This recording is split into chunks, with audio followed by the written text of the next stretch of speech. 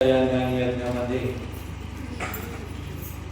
कर्मयोगाच्या अंतर्गत बसलेलं आपल्या जीवनाचं सार, वास्तविकता जे आहे ते प्राप्त करण्याची संधी 84 लक्ष योन्यांमधून मनुष्य योनीला, आणि त्या मनुष्य योनीमध्ये आलोक म्हणून सावध सर्वांनी राहायचं आहे. कारण मनुष्य जन्मच देऊ शकतो आपल्या परम सुखाचं ध्येय, परम सुखाची प्राप्ती. आणि 84 लक्ष योन्यांमध्ये भटकून भटकून जे दुःख तयार झालंय ते निवारण्यासाठी हीच एक संधी आहे. ही निघून गेल्यानंतर मग नाही. हा पक्का विचार मानवी जीवनामध्ये आलेल्या जीवाने करायचा. आपण मनुष्य नाही आहोत, आपण जीव आहोत. म्हणून आपण मनुष्य जन्माचा सदुपयोग करा. आपल्याला कितीही ज्ञान हो अपुरच आहे. कारण ते ज्ञान अर्जुनाला पण झालं होतं. अर्जुन तर स्वर्गात गेला होता. भगवान शिवाला प्रसन्न करून पशुपात आश्रम प्राप्त केलं होतं. तरी सुद्धा कर्ण अर्जुनावर भारी होता. हे अर्जुनाला माहित नव्हतं, कृष्णाला माहित होतं. पितामह भीष्म जे अर्जुनाला भारी होते, पण हे अर्जुनाला माहित नव्हतं, कृष्णाला माहित. गुरु द्रोणाचार्य ज्यांचा पुत्र अजन्मा,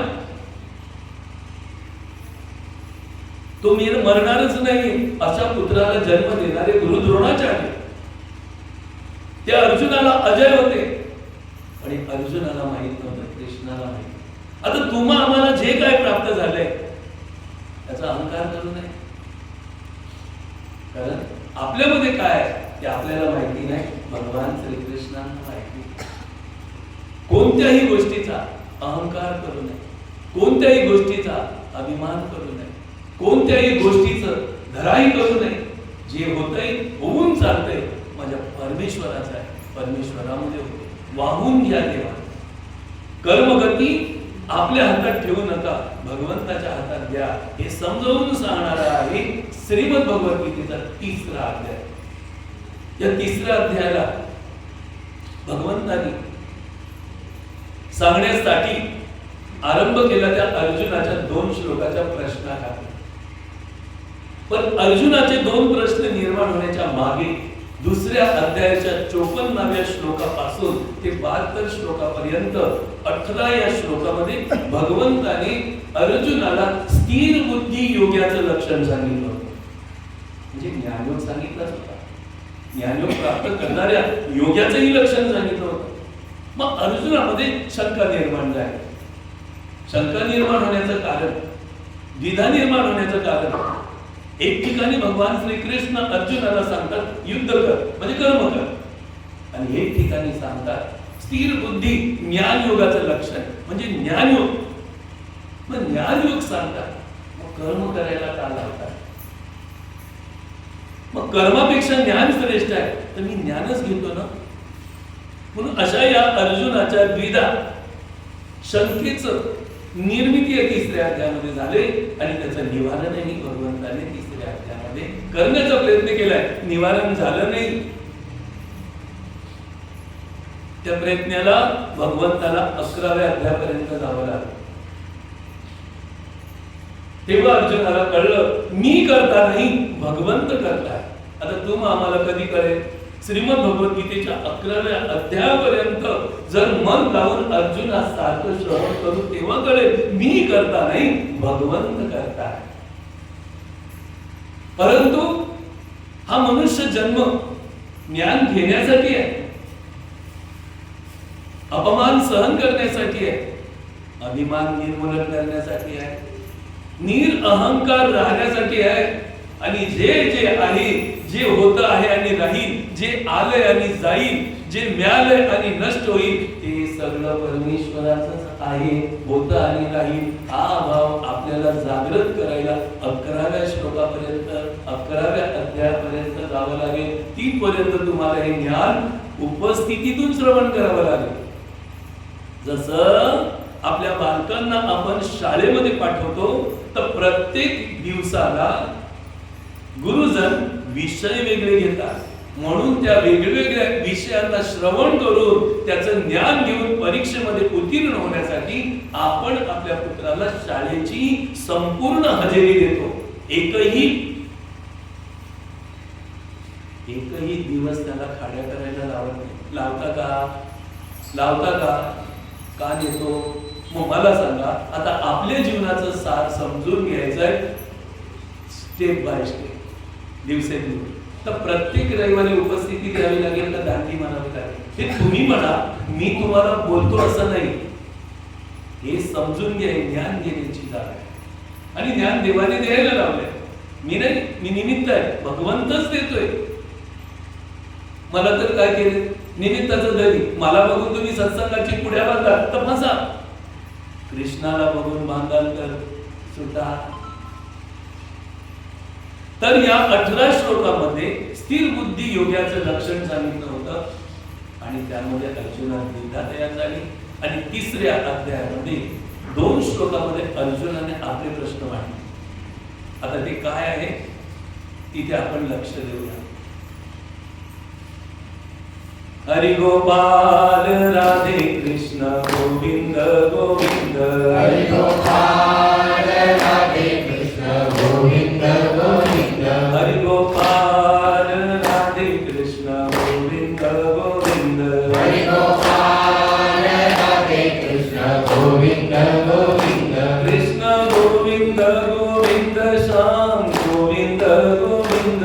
कृष्ण गोविंद गोविंद श्याम गोविंद गोविंद. कृष्ण गोविंद गोविंद श्याम गोविंद गोविंद. कृष्ण गोविंद गोविंद श्याम गोविंद गोविंद. हरि गोपाल राधे कृष्ण गोविंद गोविंद. हरि गोपाल राधे कृष्ण गोविंद गोविंद. हरि गोपाल राधे कृष्ण गोविंद गोविंद. हरि गोपाल राधे कृष्ण गोविंद गोविंद. हरि गोपाल राधे कृष्ण गोविंद गोविंद. हरि गोपाल राधे कृष्ण गोविंद गोविंद. धन्यवाद श्री कृष्ण भगवान. भगवान की जय. कोणताही ग्रंथ निर्माण होतो तर ग्रंथाच्या आरंभी प्रस्ताविका असते, मनोगत असते.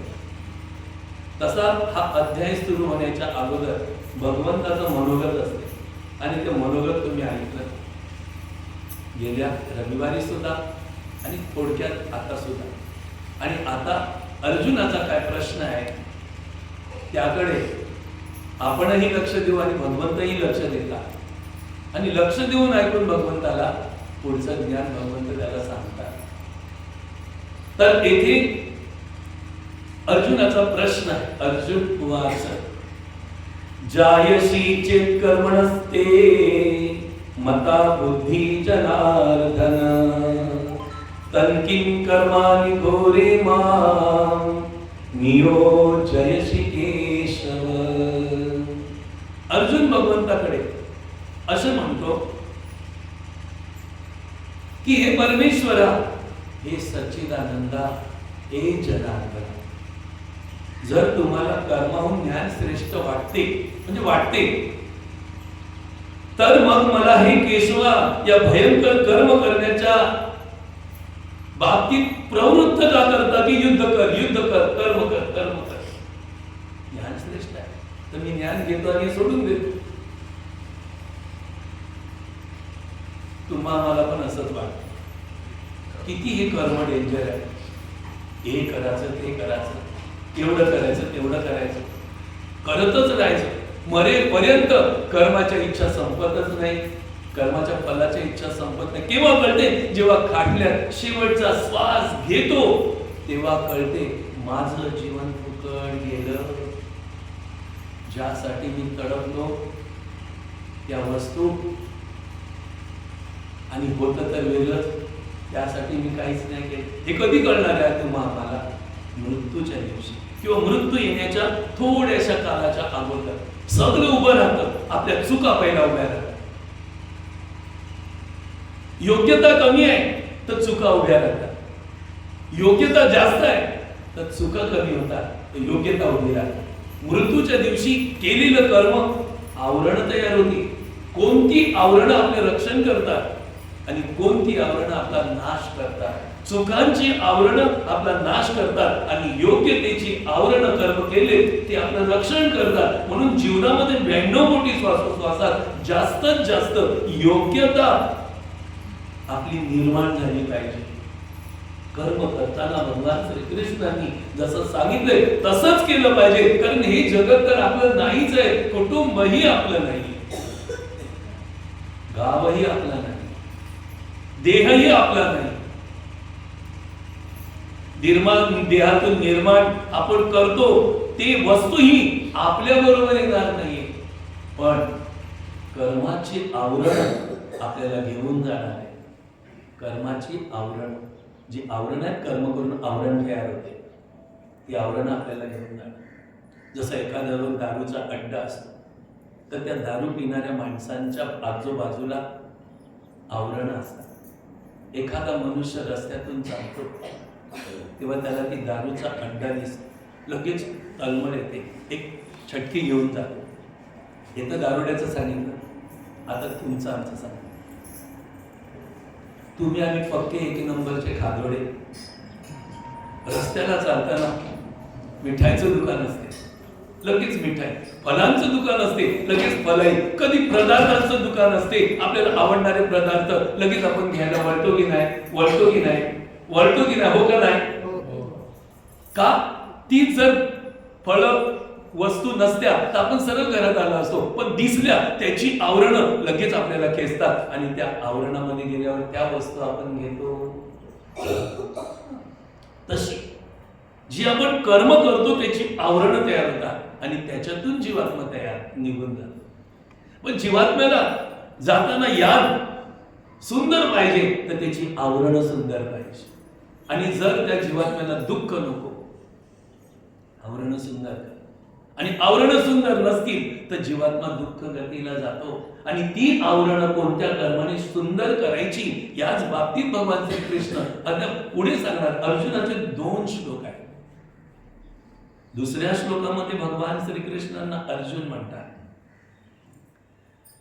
व्यनिश्रेणेव वाक्येन बुद्धिं मोहयसीव मे तदेकं वद निश्चित्य तेन श्रेयो अहमाप्नुयाम. अर्जुन म्हणतो, तुम्ही मिश्रितासारखे भाषण करता, तुम्ही मला गोंधळात टाकता, जणू माझ्या बुद्धीला तुम्ही मोहित करीत आहात. म्हणून अशी एकच गोष्ट निश्चित करून सांगा की ज्यामुळे माझं कल्याण होईल. असा अर्जुनाने प्रश्न देवाकडे मांडला, आपल्या अंतःकरणात ठेवला. तुम्ही द्विधा बोलता. द्विधा नाही बोलत भगवान श्रीकृष्ण, एकच बोलतात, पण त्याला द्विधा वाटली, त्याला विश्वास झाला होता, त्याचं कर्तव्य कर्म तो विसरला होता आणि त्याने टाकून दिलं होतं. आता तेच कर्तव्य कर्म त्याला करायचं ज्ञान सांगितलं तर त्याला द्विधा वाटलं. कोणतं पण चूक झाली निवारण्याला ज्ञान लागते की नाही? आला मोठा मला समजावायला, मला काही नाही समजत. काही वेळेला आपण असे सुद्धा अहंकाराने बोलतो, आला मोठा मला समजवणारा, की मला समजत नाही का? अरे बाबा तुला समजते, पण तुझ्यात काही कमतरता आहे. त्याविषयी जर एखाद्या माणसाने ज्ञान सांगितलं तर त्याचा राग करू नये आणि आपल्या कर्म केलेल्या स्वभावाचा अहंकारही करू नये. या जगात किती केलं तरी कमी आहे. 1,00,000 वर्ष होती तेव्हा केलं नाही, 1000 वर्ष होती, 10,000 वर्ष त्रेता युगामध्ये तेव्हा केलं नाही, द्वापार युगामध्ये 1000 वर्ष होती तरी केलं नाही. आता 100 वर्षामध्ये काय करणार? म्हणून प्रत्येक क्षण आणि प्रत्येक कण सदुपयोगात आणण्याचा मनुष्याने प्रयत्न करावा. त्यासाठी भगवंताने मानव जन्म दिला. जरा विचार करा भूत भविष्य वर्तमानाचा, ती दृष्टी तयार करा, त्रिकाल दृष्टी.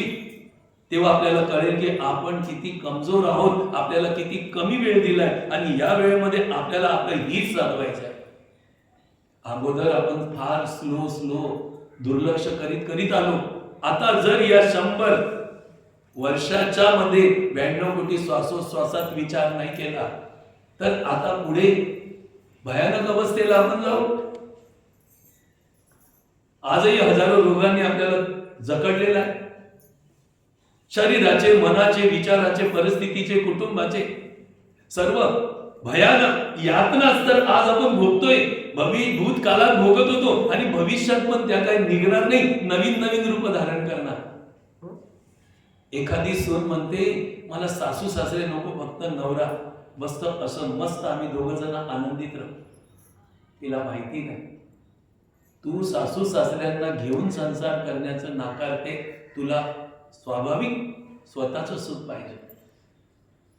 पण जरी तू वेगळी निघाली आणि सासू सासरा रहित, भावा रहित, ननंदीर रहित संसार करायला गेली तर तुझा का संसार तिथे वाढणार नाही का घटणार आहे? तिथे पण वाढणार आहे, तिथे पण जिम्मेदाऱ्या वाढणार आहेत, तिथे पण दुःख वाढणार आहे. कुठे जाशील तू पडून? संकट वाढणार आहे जीवनाचे. म्हणजे हाय त्याला घेऊनच तयारी करा भोगायची. ही कर्मभूमी आहे, भूमी आहे, ही भोगभूमी आहे, ही योग भूमी आहे, ही सुख भूमी नाहीये. तर आपण सुखासाठी पळत राहिलो, सुखासाठी काय पण करत राहिलो. ही सुखाची भूमी असती तर योग्य आहोत की मला सुख पाहिजे, मला ही माणसं नको, मला फक्त माझं पाहिजे. ही कर्मभूमी आहे ना, योग भूमी आहे, सुखाची भूमी नाहीये. सुख तर त्या लोकांमध्ये, आणि तिथे जाण्यासाठी आपल्याला यान तयार करायचं आहे. आणि ते यान भगवत भक्तीच्या पुण्याच्या जमाव्याने होते, बॅलन्स केल्याने होते. ते आपल्याला करायचं आहे. म्हणून भगवान पुढे आपल्याला समजवतात की कर्म कसे केले पाहिजे. अर्जुनाने तर द्विधा निर्माण केली, आता अर्जुनाला भगवंत सांगत आहे. भगवान म्हणतात लोके अस्मिन् विधानिष्ठा पुरा प्रोक्ता मया नघ ज्ञानयोगेन सांख्यानां कर्मयोगेन योगिनां.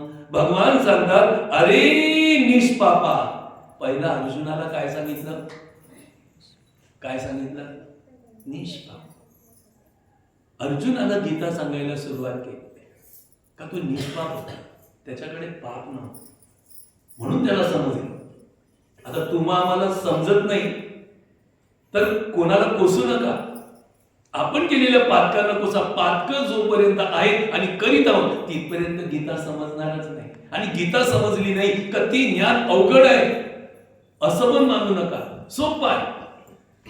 पण त्यामध्ये उडी माराल तर, जर आपण या संसाराच्या जड, दृश्य, नश्वर, परिवर्तनशील आणि दुःख देणाऱ्या पदार्थातच आकर्षित राहिलो तर हे अध्यात्म ज्ञान होणार नाही, अध्यात्म ज्ञान समजणार नाही, अध्यात्म ज्ञानाचं आकलनच होणार नाही, विचारच येणार नाही. आणि जरी आले आणि अध्यात्म ऐकायला बसला तरी त्याला रुचणार नाही.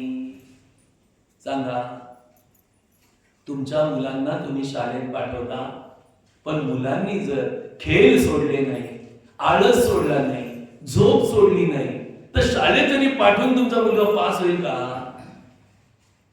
उदाहरण देतो आपल्या जीवनाच्या चरित्राचं. सांगा, तुमची मुलं पास होतील का? मग त्यांनी गुण टाकले पाहिजे ना. मग तुम्हा आम्हाला श्रीमद भगवद्गीता शिकली पाहिजे, समजली पाहिजे, तर दुर्गुण टाकायला नको का? नियमांचं पालन करायला नको का? सातत्याने श्रीमद भगवद्गीतेचं श्रवण करायला नको का? सांगा,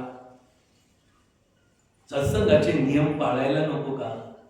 जर मुलांनी शाळेचे नियम पाळले नाही तर मुलाला शाळेतून काढून टाकतील. मग भगवंत सांगतात ही तुमची शाळा आहे सत्संग म्हणजे, याचे जर नियम तुम्ही पाळले नाही तर तुम्हाला परत माणूस जन्मातून काढून टाकतील, देव लोकातून काढून टाकतील, भूत प्रेत राक्षस जन जनावर कुत्रा मांजऱ्यांच्या जन्माला टाकतील. बोला, जायचंय का? आपल्या मुलाला शाळेतून काढलं पाहिजे असं वाटते की ठेवलं पाहिजे? तर मग शाळेचे नियम पाळले पाहिजे की नाही?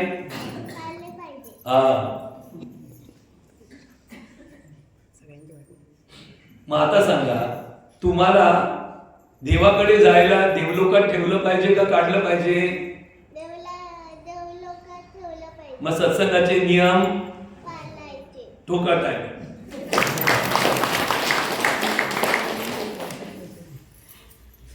भगवान श्रीकृष्ण अर्जुनाला म्हणतात, हे निष्पापा. तो निष्पाप होता. तुम्ही आम्ही पाप करतील तर गीता नाही समजणार. किती ज्ञानेश्वऱ्या वाचा, फक्त पुण्य मिळेल. पुण्य घेऊन काय करा मला सांगा. हिरा पडलाय तर तुम्ही काचा घ्याल का हिरा घ्याल? संधी हिरा घ्यायची आहे, तिथे तुम्ही काचगोटे घेत बसाल का हिरा घ्याल? धोका टाकली, चुकली म्हणून पण धोका. ही काय खेळाडू आहे ना, तिला हिरा काय माहिती. तसं तुमचं आमचं हिच्यासारखं झालंय. ती बरोबर आहे, ही आपल्याला दर्शवते की आपण कसे आहोत. तिला आपण हसलो, मग आपण पण नाही का चुकत. आपण पण काचगोटेच घेतलेत ना. हिरा कुठे घेतलाय? आत्मस्वरूप हिरा घेतलाय का तुम्ही आम्ही? सांगा. काचगोट्यांच्याच मागे होती, बरोबर होती. धोका टाक. तर सांगायचं तात्पर्य काय? हे निष्पापा.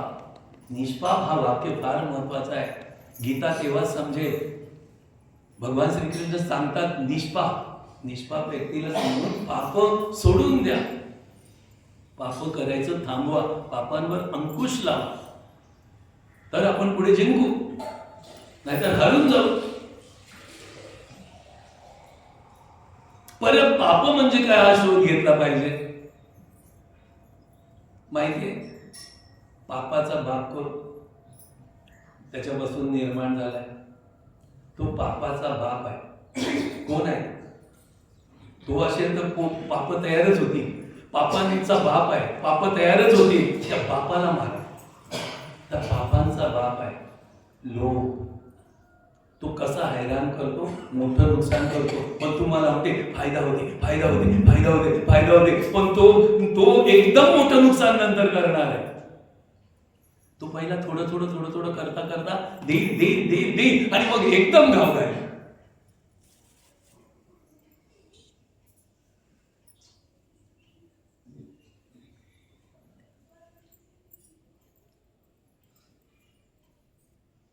एक ग्रस्त आला, एका माणसाला मुलीचं लग्न करायचं होतं.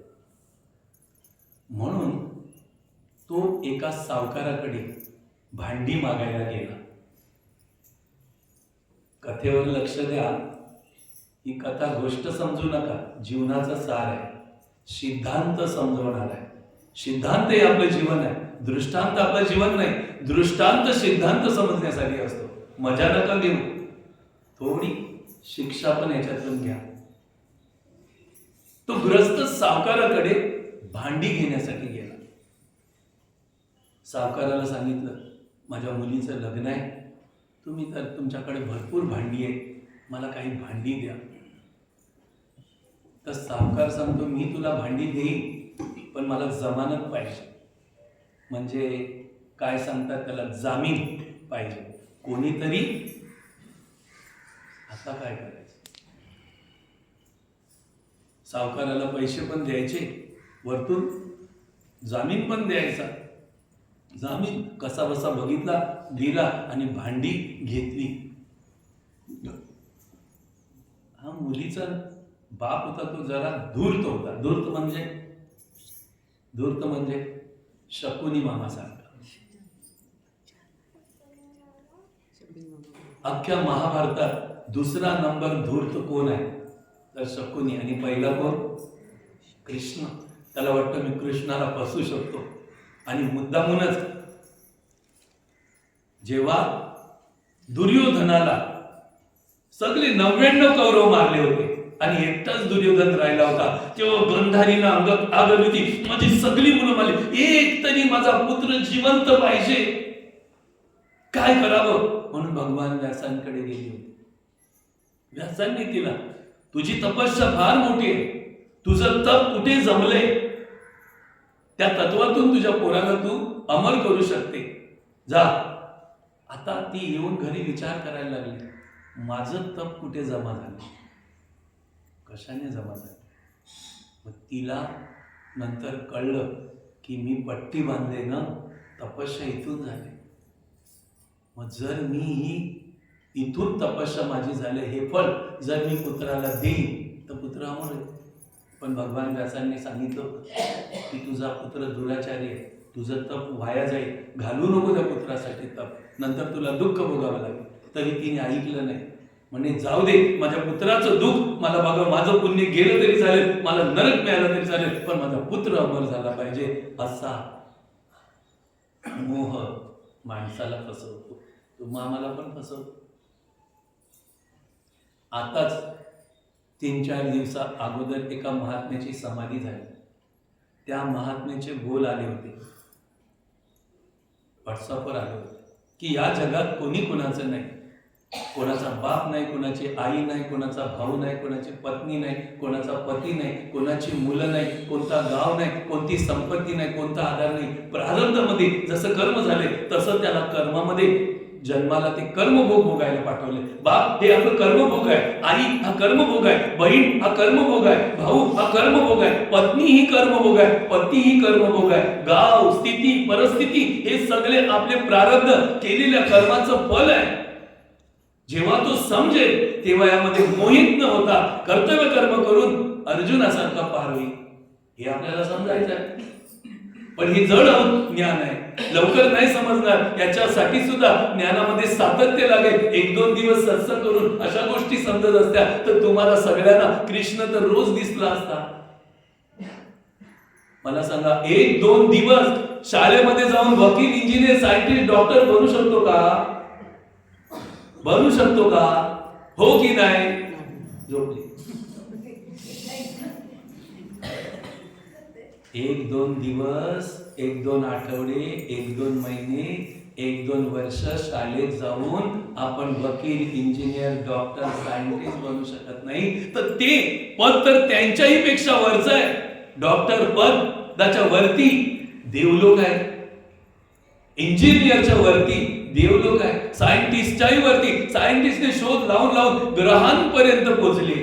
ग्रहांच्या वरती स्वर्ग आहे. आता तिथे आपल्याला जायचं आहे ना. आपण जसं 1-2 वर्ष सत्संग करून तिथे जाऊ शकतो. जरा विचार करा, थोडा तुम्ही विचार करा. मी तर केला. 1 मिनिट देऊ का? विचार करा थोडासा. त्याच्याही वरचं आपल्याला पाहिजे. तर डॉक्टर, इंजिनियर, वकील, सायंटिस्ट बनण्यासाठी वर्षानुवर्ष घासली, चांगला गाढा अभ्यास केला, एकनिष्ठपणाने तळमळ घेतली. तसा आपल्याला परमार्थ सुद्धा करायचा आहे.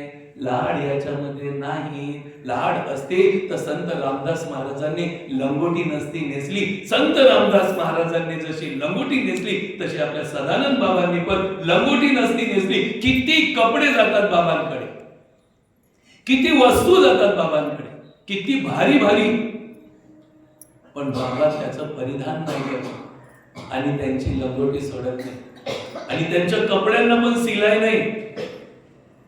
त्यांच्यावरनं आपल्याला शिकायचं आहे जगत किती भयानक आहे. तुम्हाला कसं वागायचं आहे संत येऊन आचरण करून दाखवतात. कृष्ण आले आचरण करून दाखवले, राम आले आचरण करून दाखवले, सीतामाई आली आचरण करून दाखवले, द्रौपदी आली आचरण करून. हे महापुरुष महासत्या येऊन या जगामध्ये आचरण करून गेले आणि तुम्हा आम्हाला आचरण न करता पाहिजे. हे कुठलं न्याय आहे? अरे वकील, इंजिनियर, डॉक्टर, सायंटिस्ट जे जे भौतिक लोकांमध्ये होऊन गेले त्यांनी किती कष्ट उचलून गेले. आता त्यांच्यासारखं कष्ट उचलायचंय. आपण सहजच वकील, इंजिनियर, सायंटिस्ट, डॉक्टर बनू शकतो का? तसं हे परमार्थ सुद्धा सहज नाही. थोडा विचाराचा, थोडा पराकाष्ठेचा, थोडा कष्टाचा भाग आहे. तो उचलावाच लागेल ना.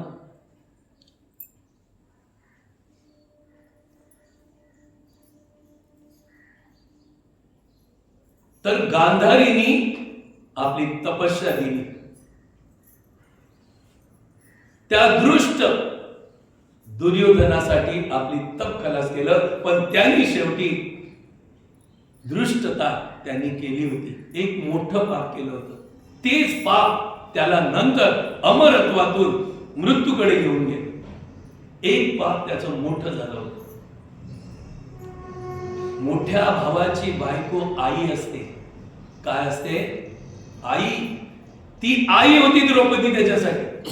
पण तो म्हणतो द्रौपदीला माझ्या जांघ्यावर आणा आणि बसवा. तो जांग माहितीये ना, ती मांडी पापाचं कारण बनली आणि मृत्यू त्या मांडीसाठी झाला. आता तुमचं आमचं पापाचं काय कारण असेल आणि कसा मृत्यू होईल, कशी गती होईल आपल्याला जरा विचार तर करा. विचार तर करावाच लागणार. अंधाधुंदाने हे जगत निर्माण झालेलं नाही. मनासारखं खात राहाल, पीत राहाल, करत राहाल तर तुम्ही वकील, इंजिनियर, डॉक्टर, सायंटिस्ट बना. पण त्यांचा मृत्यू चुकला का? त्यांना दिव्यता प्राप्त होते का? नाही. ते निष्पाप होतील का? सांगा बरं. डॉक्टर काय निष्पाप आहे? वकील का निष्पाप आहे? सायंटिस्ट का निष्पाप आहे? आता सायंटिस्ट लोकांनी शोध लावला आणि कोरोना पाठवला, ते पुण्यात्मा झाले की पापी झाले? सांगा ना. सायंटिस्ट लोकांनी शोध लावला आणि रॉकेट पाडलं आणि तिकडे बॉम्ब सोडले, आता सांगा ते पापी झाले की पुण्यात्मे झाले? समजून घ्या. म्हणून इथे अर्जुनाला सांगितलं निष्पापा. म्हणून हा लोभ जो आहे ना, लोभ तो पापाचा बाप आहे. आणि तो व्यक्ती होता तो जरा काय होता? धूर्त होता.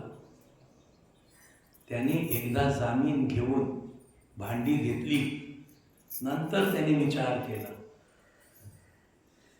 पैसे पण घेतो ना, जामीन पण मागतो, काहीतरी विचार केला पाहिजे. मग त्याने जी भांडी घेतलेली, लग्न झालं आणि 4-5 छोटी भांडी एक्स्ट्रा दिली आणि त्या सावकाराला सांगितलं ही घ्या, तुम्हाला जास्त भांडी, कारण भांड्यांची पोरं झाली यांना. सावकार बोलतो पक्का अज्ञानीच दिसतो. आता पोरं होतात का भांड्यांना? हा, मग सावकाराने ती घ्यावी का? याच्या मागे सावकाराला माहिती नाही. कोणी ऐकतं दिलं तर सावध राहा, त्याच्या मागे काय आहे आपल्याला माहिती. सावकाराला वाटलं हा मूर्ख आहे, वेडा आहे, चला आली भांडी. पुढच्या वेळेला भांडी घ्यायला गेला, जामीन नाही मागितला, कारण भांडी देईल तर दुसरी भांडी मला एक्स्ट्रा येते. जामीन घेऊन काय मिळेल? काहीच नाही मिळणार. जामीन नाही घेतला, भांडी दिली. परत त्यांनी 4-5 भांडी जास्त छोटी छोटी सावकाराला दिली, म्हणजे यांची पोरं.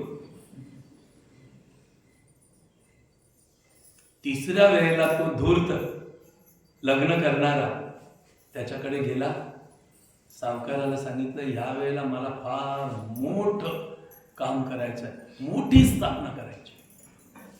त्याला भांडी ही तांब्या पितळीची नाही लागणार, ही तिथे मरतात. आता मला भारी भांडी पाहिजे. सावकाराकडे सोन्या चांदीची भांडी होती. सावकाराने देऊन टाकली. त्याला वाटलं तर सोनं आणि चांदी वाढवून दिली. तो ती भांडी घेऊन गेला. नंतर काही कालाने रिकामा आला. म्हणे काय रे, भांडी माझी परत नाही करत आणि एक्स्ट्रा भांडी. म्हणे काय झालं, एक्स्ट्रा कशी करणार? ती जाऊन तिथे मेली तर आता मी आलो कशी? सावकार म्हणतो काय भांडी मारतात का? केस केली, कचेरीमध्ये नेलं, जजेसने त्याला उभं केलं. काय हो, त्याची तुम्ही सोन्याची भांडी घेतली, परत करा. तुम्ही सांगितलं भांडी नेली, भांडी कधी मारतात का? तर तो माणूस म्हणतो जज, भांडी तर मरत नाही, पण भांड्यांना मग पोरं होतात का? जर भांड्यांना पोरं होत असतील तर मग भांडी मरतील पण ना. जजचा आवाज बंद, सावकार पण बंद, गपचूप. याने माझ्याकडनं लोभाने भांडी घेतली. म्हणजे लोभ असा आहे, लोभ माणसाने केला तर पुढे आपलं नुकसान होते. हा लोभ पापाचा बाप आहे, पाप तयार करते. आणि जेव्हा पाप नसेल तर आपण निष्पाप होऊ, आणि निष्पाप असू तेव्हा चांगली गीता संजय. विठ्ठल विठ्ठल विठ्ठल विठ्ठल विठ्ठल विठ्ठल विठ्ठल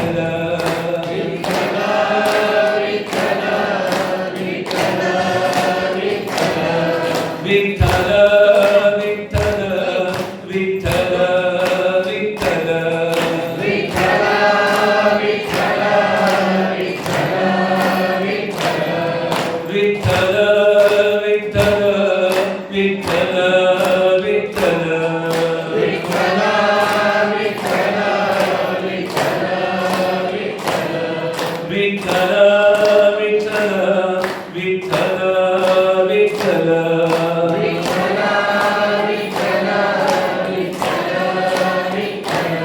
विठ्ठल विठ्ठल विठ्ठल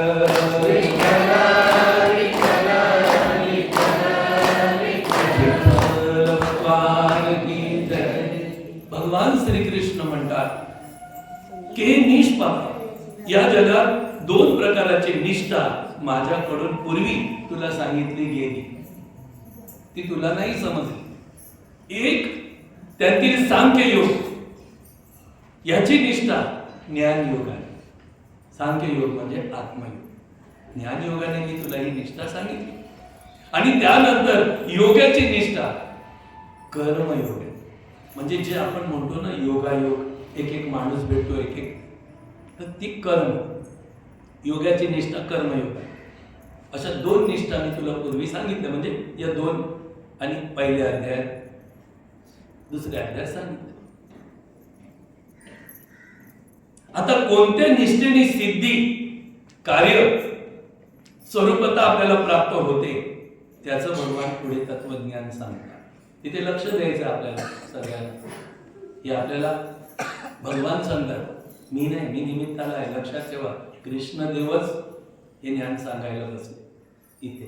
हा रविवार कृष्णाचं मार्गदर्शन. मग रविवार नाही, रविवार म्हणजे माझा देव, माझा परमात्मा, संपूर्ण विश्वाचा परमात्मा आम्हाला काही ज्ञान सांगतोय. आम्हाला रविवारी जाऊन बसलंच पाहिजे. हा रविवार सत्संग म्हणजे कृष्णदेवाचं मार्गदर्शन आहे, माझं नाही. मला निमित्त आज मी इथे आहे, उद्या मी थोडा इथे राहणार, पण माझ्यानंतरही कोण इथे येईल, त्याच्यानंतरही कोण येईल, करणारा देव आहे. हा राधाकृष्ण मंडळातले सत्संगातले काही कार्यक्रम बंद नाही पडणार, चालूच राहणार.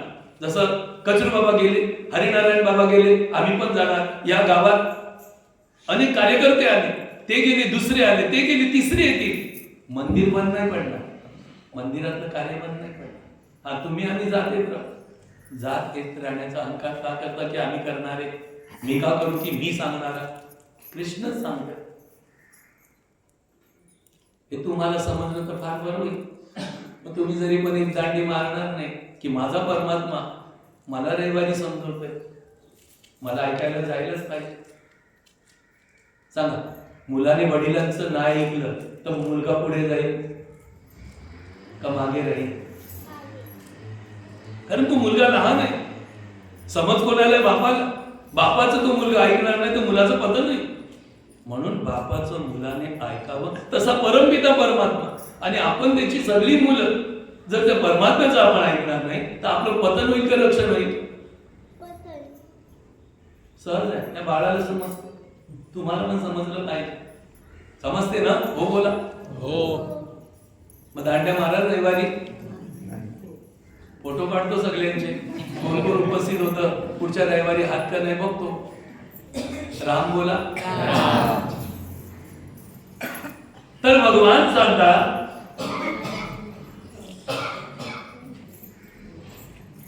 हे निष्पाप अर्जुना, या जगामध्ये दोन निष्ठा अगोदरच सांगितल्या. तर आता कर्म कसं कोणतं करायचं त्याच्या पुढे सांगितलं. भगवान श्रीकृष्ण असे म्हणतात की अर्जुना, मनुष्य कर्म केल्याशिवाय निष्कर्मतेला प्राप्त होत नाही आणि योग निष्ठेलाही प्राप्त होत नाही. कर्म तर करावेच लागणार आहे, कर्माचा त्याग करून चालणार नाही. आणि जन्म झाल्यापासून मरेपर्यंत कर्म थांबणार नाही, कर्म होतच राहते. पण त्या कर्मातून आपला फायदा काय, लाभ कशात आहे, आपलं हित कशात आहे, याचा विचार आपल्याला येणं हे ज्ञानाचं लक्षण आहे. आणि हे ज्ञान आपल्याला देवळातून मिळणार आहे. घरी बसून आपल्या कानामध्ये इकडे तिकडे भरणारे भरपूर आहेत. अज्ञानाचं ज्ञान गावामध्ये शिकवणारे भरपूर आहेत, पण ज्ञान सांगायला गावामध्ये विरला आहे. देऊळ हे ज्ञान देण्याचं कार्य करते. तर कर्म केल्या विना निष्कामतेला किंवा योग निष्ठेला प्राप्त होत नाही. आणि फक्त कर्म त्याग केल्याने पण सिद्धी म्हणजे सांख्य निष्ठेला प्राप्त होत नाही. कर्माचा त्यागही होऊ शकत नाही, कर्म करावेच लागणार. आता सांगा बरं, बाबांनी गावाचा त्याग केला, गावाचा त्याग केला, कर्माचा नाही केला. माणसांचा त्याग केला, कर्माचा त्याग नाही केला. तिथे पण जाऊन कर्म करतातच, कर्म करावे लागतात. त्यांना नित्यानंद बाबांचं मंदिर बांधावं लागलं, 3 टाइम आरत्या कराव्या लागल्या, तिथे हरिकथा कीर्तन प्रवचन ठेवावी लागली. हे कर्म सगळं करावं लागलं ना. कर्म केल्या वगैरेही निष्कामतेला प्राप्त नाही, सिद्धीला प्राप्त नाही, कर्म करावेच लागणार, योग्याला सुद्धा आणि भोग्याला सुद्धा, तुम्हा आम्हाला पण ते कर्म होत आहे ते कसे झाले पाहिजे त्याचं ज्ञान भगवान श्रीकृष्ण आपल्याला इथे सांगतात. कर्माचा अकट्य सिद्धांत आहे. जरी स्वर्गात गेलो तरी आपल्याला तिथे पश्चाताप आहे. कर्म कसे केले तर पश्चाताप होणार नाही, आणि कर्म कसे केले तर पश्चाताप होईल, याच्यावर एक सुंदर कथा तुम्हाला सांगतो. लोमस ऋषी एक दिवशी इंद्रदेवाकडे गेले होते. स्वर्गामध्ये देवराज इंद्रांना भेटण्यासाठी. तेव्हा इंद्र राज कार्यामध्ये व्यस्त होते. लोमस ऋषींनी विचारलं, इंद्र देवा काय चाललंय आजकाल, काय करता? म्हणे काय करतो बघा महामुनी, 7 बंगले बांधून झाले, मन पूर्ण भरलं नाही, 8वा नवीन बांधायला लावलाय आणि मस्त सुंदर कारागीर बोलवलेला आहे, त्याच्या कार्यात मी व्यस्त आहे. बरं तुमचे किती बंगले आहेत, तर तुमची घरं किती आहेत? तर लोमस ऋषी म्हणाले, माझं घर कुठे आणि माझे बंगले कुठे, आणि माझ्याकडे आयुष्यच काय तर मी बंगले बांधत बसू? मोठं आयुष्य असेल तर बंगल्यात राहण्याचा, माझ्याकडे आयुष्य तरी काय? म्हणजे अहो माझी संपत्ती काहीच नाही, माझी फक्त 2च संपत्ती आहे, अंगावरचे शाल आणि एक हातातलं कमंडल. सूर्य उदयाला आला तर पूर्वेला श्वास धरतो, सूर्य मावळ मध्यंतरी आला तर डोक्यावर धरतो, आणि मावळला की पाठीशी धरतो, आणि रात्र झाली की तीच हातरतो आणि तिच्यावर झोपतो. माझी काय संपत्ती काहीच नाही, माझं कुठे बंगला वगैरे.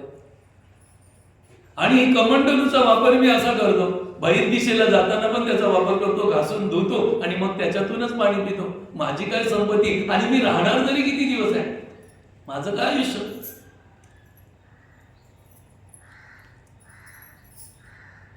तर म्हणे तुमचं आयुष्य किती आहे? तर लोमस ऋषी म्हणतात, आयुष्य विचारायचं नसते आणि कोणाला सांगायचं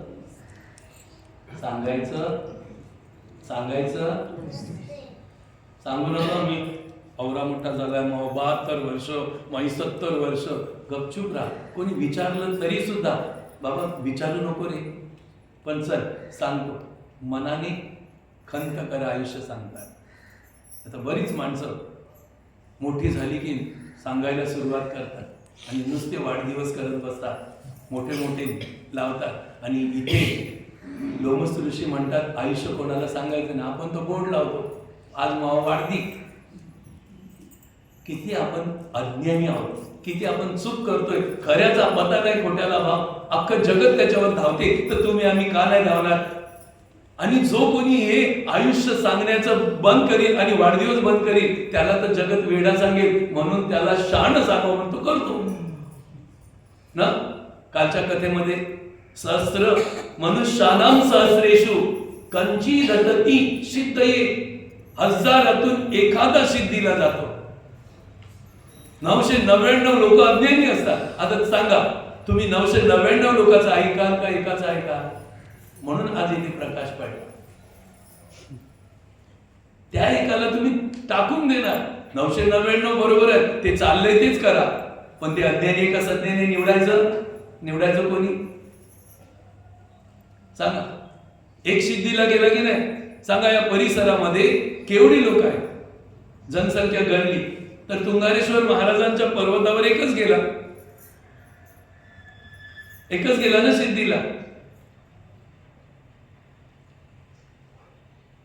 अख्खं रायगाव होतं, नायगाव होतं, वसई आहे, विरार आहे, नारंगी, सगळे या परिसरामधून एकच गेलं सिद्धीला. आणि त्याला वेडा मानतात. सांगा त्याच्याकडे आपण जातो का? आणि कल्याण कधी होईल? त्याच्याकडे गेल्यानंतर. सिद्ध अवस्थेत गेलेल्या व्यक्तीकडे सिद्ध या वाक्याचा अर्थ, साधू या वाक्याचा अर्थ साधू संसारात पण असतात, असं नाही की संसारात नाही. ज्याने ज्ञान साधलंय तो साधूच आहे, ज्याने सहांना साधलंय तो साधूच आहे. काम क्रोध लोभ मोह मदमत्सर ज्याने जिंकलाय तो साधूच आहे. तो साधू संसारात पण असू शकतो. याचं प्रतीक म्हणून अनेक इतिहास पहा. आपला आताचा पुराण नका पाहू, इतिहासामध्ये कबीर महाराज संसारात होते, कपडे विणायचं काम करत होते, पण भगवतमय होऊन करत होते. तुकाराम महाराज संसारातच होते, एकनाथ महाराज संसारातच होते, जनाई संसारातच होती. चला, त्यांनी काय त्यागलं होतं? संसार करूनच त्यांनी परमार्थ केला ना. म्हणजे संसार करून परमार्थ करता येत नसला तर त्यांनी अभंग लिहिलेच नसते. त्यांना माहिती आहे हजारातून एखादाच तरणार आहे, पण 999 लोकांचा विचार केला की त्यांना पण ते ज्ञान प्राप्त झालं पाहिजे. म्हणून तुकाराम महाराजांनी संसारात राहून कर्मावर निष्काम होऊन करून दाखवलं. कबीरजी आले संसारात राहून निष्काम राहून करून दाखवलं. एकनाथ महाराज आले निष्काम राहून या संसारात करून दाखवलं. आणि तुम आम्हाला करता येईल, करणं सोपे आहे, याचे धडे अभंगामध्ये देऊन नंतर गेले. असं नाही की आपल्या हिताचं काही संतांनी ठेवलं नाही आणि भगवंतांनी ठेवलं नाही, ठेवलंय, पण आपण तिथे दुर्लक्ष करतो. ही आपली चूक आहे. सांगा कोणाची चूक आहे? आपली का संतांची? आपली का परमात्म्याची? परमात्मा तर संत तर सतयुगात पण आले होते, पण आपण आपला मूर्खपणा नाही सोडला. संत तर त्रेतायुगामध्ये पण आणि भगवंत आले होते, पण आपणही अज्ञानजन्य ते 99,900 त्यांच्यामधलेच झालो. द्वापार युगामध्ये पण संत आणि भगवंत आले, त्याचाच हा परिणाम आहे आज. तरी सुद्धा आपण द्वापार युगामध्ये पण हाच मूर्खपणा केला. आणि आता कलियुगामध्ये पण भगवंत ज्ञानेश्वर महाराज रूपाने आले, भगवान शिव निवृत्तीनाथ रूपाने आले, भगवान ब्रह्म सोपान रूपाने आली आणि आदि माया मुक्ताई म्हणून आली. तरी सुद्धा आपण आपला मूर्खपणा सोडत नाही. त्यांच्या ग्रंथाला वाचून त्यांच्यासारखं वागत नाही. 999 मधलेच राहतो, त्या एका मधले नाही. बोला रामकृष्ण हरी. सांगा बरं, आज तरी बदललं नाही तर पुढे युगच नाही, नंतर तर नरकच आहे. या सोपा युग आहे. या युगामध्ये पण आपण जर अज्ञान धारण केलं तर आपलं पता नाही. तर इंद्राने विचारलं तुमचं आयुष्य किती आहे? तर आयुष्य कोणाला सांगू नये. चाणक्य नीतीमध्ये सांगतात 9 गोष्टी कोणाला सांगू नका. कोणत्या? पहिला आहे आयुष्य किती आहे कोणाला सांगायचं, आणि जवळ असलेला पैसा बँक बॅलन्स नाही, आपल्या एकरी आहेत ना, अवरी एकर तवरी एकर, कोणाला सांगू नको. हाय ना वगैरे गपचूप राहा. पटकन काय होईल सांगता नाही. बघितलंय ना, आता हे 50 वर्ष खाली जा, बघा डोंगरपाड्यात किती मालदार होते, आज खाकपती झाले. आणि काही खाकपती होते ते लाखपती झाले. मी तर खाकपती होतो. कालचक्र कसं बदलते. म्हणून पैसा आपल्याकडे किती आहे कोणाला सांगू नये. आणि तिसरी गोष्ट, घरातली भांडणं कोणाला सांगायची नाही. माझी वहिनी अशी, माझा दादा असा, माझी ताई अशी, माझी सासू अशी, माझा सासरा असा, मामा नवरा आहा, माझी बायको अही, बिलकुल नाही. घरातली भांडणं झाकून ठेवा, पुढे जा. हे जगत आपलं नाही, पण भांडणं सांगायला बसलो तर अज्ञान येईल आणि आपलं ज्ञान कमी होईल. म्हणून ते सांगू नये. चौथा आहे मंत्र. गुरुकडून घेतलेला मंत्र कोणाला सांगायचा, कोणाकडे बोलून दाखवायचा नाही. केलेली संपत्ती नष्ट होते, केलेली पुण्याही नष्ट होते. आणि 5वं मैथून. आपण स्त्री बरोबर गुप्त जे काम करतो ते गुप्त काम कोणाला सांगायचं नाही. आणि 6वं आहे औषध. दवा घेतो ना, दवा काय घेताय सांगायचं नाही, रोग बरे होईपर्यंत गुप्त राहायचं.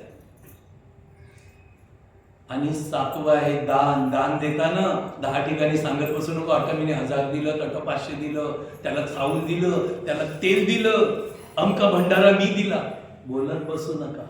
दान केलेलं गुप्त ठेवा. या हाताने द्या, या हाताला समजून देऊ नका.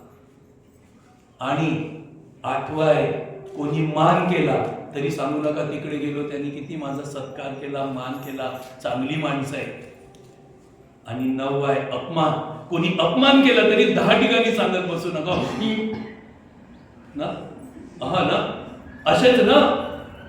ते पण या 9 गोष्टी चाणक्य नीतीमध्ये आले. चाणक्य महाराज सांगतात गुप्त ठेवा, कोणाला सांगू नका. तेव्हा रोमस ऋषी इंद्राला सांगतात आयुष्य विचारू नकोच. तरी पण हट्ट धरला कोणी? इंद्रदेवाने. मग इंद्रदेवाने हट्ट केला, चल तू हट्ट करतो तर सांगतो काय माझं आयुष्य आहे.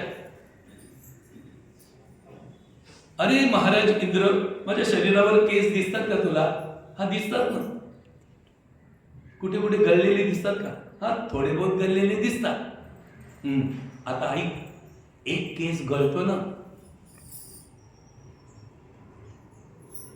माझा एक केस, एक मन्वंतर, 71 चतुर्युगी, 30,67,20,00,000 वर्ष जेव्हा जातात तेव्हा माझा एक केस गळतो. माझा एक केस गळतो तेव्हा तुझा एक जन्म संपतो.